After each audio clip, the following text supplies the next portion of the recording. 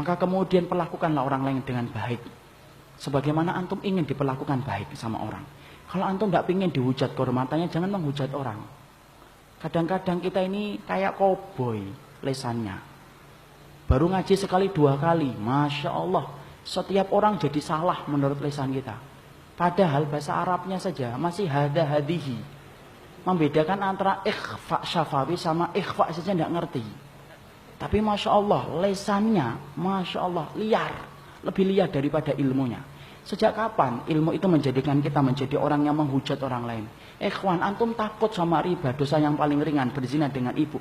Tapi antum tahu dosa yang paling berat dari riba? Yaitu menjatuhkan kehormatan seorang mukmin. Siapapun mereka punya hak untuk dihormati dan diberikan petunjuk. Ada ikhwan kita dari ikhwanul muslimin, mereka punya kesalahan, iya.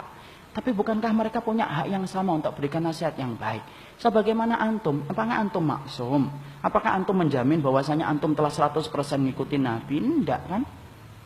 Mari kita kemudian hidupkan bagaimana berukhuwah dengan cara yang benar.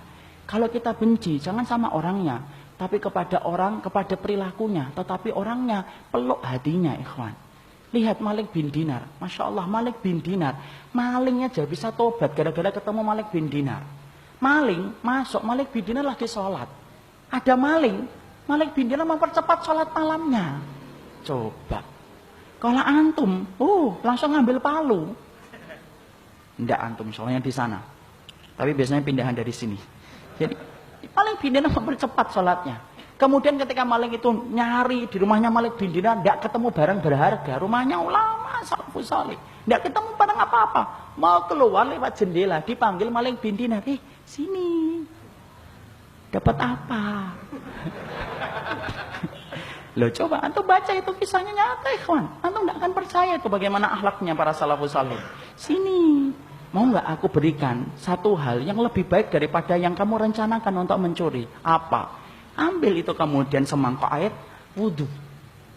Malingnya zaman salaf, ya kemudian disuruh wudhu, ngambil wudhu. Kalau sekarang dibacok antum, kemudian dia wudhu, dia ambilkan air untuk wudhu, kemudian dia berkata sholat malingnya, nikmat dia sholat. Tuh kan lebih baik daripada apa yang kamu hendak ambil. Iya, boleh sholat lagi, boleh sholat lagi, sampai kemudian 11 rakaat selesai. Di rumahnya Malik bin Dinar. Selesai kisahnya enggak. Malik bin Dinar lagi sahur, puasa sunnah. Ditanya sama malingnya, ngapain? Puasa untuk besok. Boleh enggak saya ikut bergabung? Ayo monggo. Maka kemudian makan sahur, puasa. Maling habis sholat malam puasa. Setelah itu adzan subuh. Kemudian pergi. Mau kemana? Sholat ke masjid. Ya sudah saya ikut. Ikut sama Malik bin Dinar. Masya Allah. Sampai ikut ke Malik bin Dinar, sampai pulang. Kemudian ngomong, boleh enggak saya itu kemudian tinggal di sini beberapa hari? Boleh, karena nikmatnya saya tinggal di sini. Masya Allah, ikhwan. Itu loh, orang yang paham akhlak. Nggak usah banyak ngomong, hatinya nembus ke hati orang lain. Berapa banyak orang yang berilmu, alah, menjadikan kita benci banyak orang akhirnya. Masya Allah, apa ada ilmu yang menjadikan kita benci sama orang yang beriman? Tidak ada. Kemudian dia tinggal bersama Malik bin Dinar 3 hari. Setelah itu dia keluar dari rumahnya Malik bin Dinar. Setelah keluar, kemudian ketemu dengan maling. Yang maling satu, belum taubat. Dapat apa kamu sampai 3 hari di rumahnya Malik bin Dinar? Tahu jawabannya Pak maling itu? Sarokoni qabla an asyriqa. Dia telah mencuri hatiku sebelum aku mencuri hartanya. Masya Allah. Bisa puitis setelah itu, ikhwan. Coba ikhwan, akhlak salaf itu kayak gitu loh.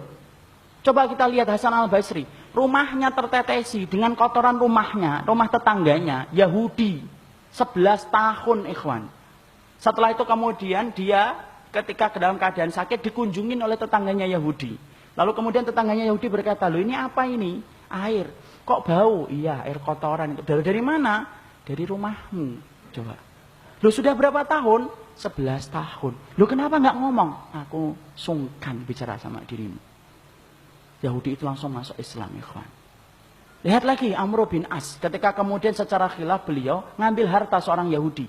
Kemudian akhirnya pergi orang tua Yahudi itu ke Madinah. Bertemu dengan siapa? bertemu dengan Umar bin Khattab yang dia sangka rumahnya lebih mewah daripada rumahnya Amr bin As.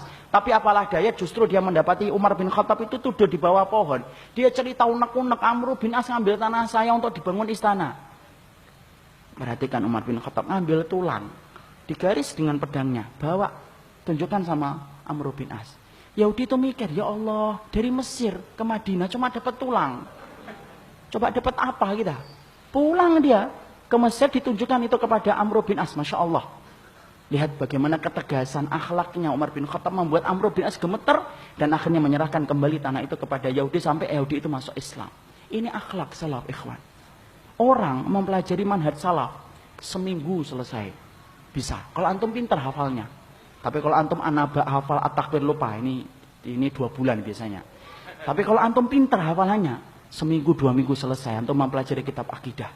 Tapi mempelajari akhlak salaf itu seumur hidup. Dan ini yang hilang.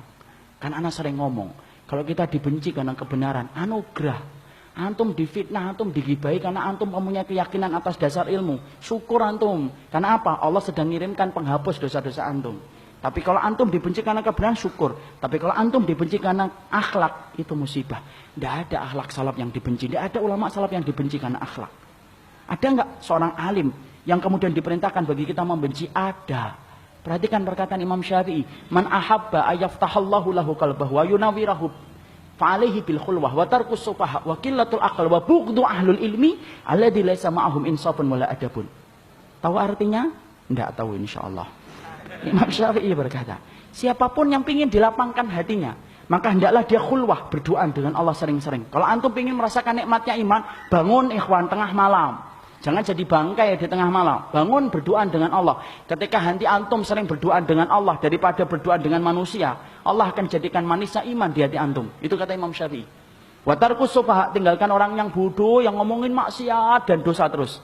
Wa qillatul aql, sedikit makannya. Wa bughdu ahlul ilmi, benci orang yang berilmu. Itu siapa? Alladzi laisa ma'ahum insafun wala adabun, yang tidak punya adab dan tidak punya akhlak. Jadi kalau ada pelaku bid'ah, lihat dulu bid'ahnya berat atau tidak. Kalau berat, antum harus lihat dulu. Jangan-jangan dia belum paham. Jangan-jangan dia belum ngerti. Antum harus belajar kayak dokter. Dokter itu kalau mendapati pasiennya kanker stadium 4, tidak ditabokin pasiennya. Tapi kemudian diajak, Pak, tenang, insya Allah pelan-pelan, moga-moga Allah memberikan kesembuhan. Itu dokter. Jangan membantu setan untuk menjerumuskan saudara kita.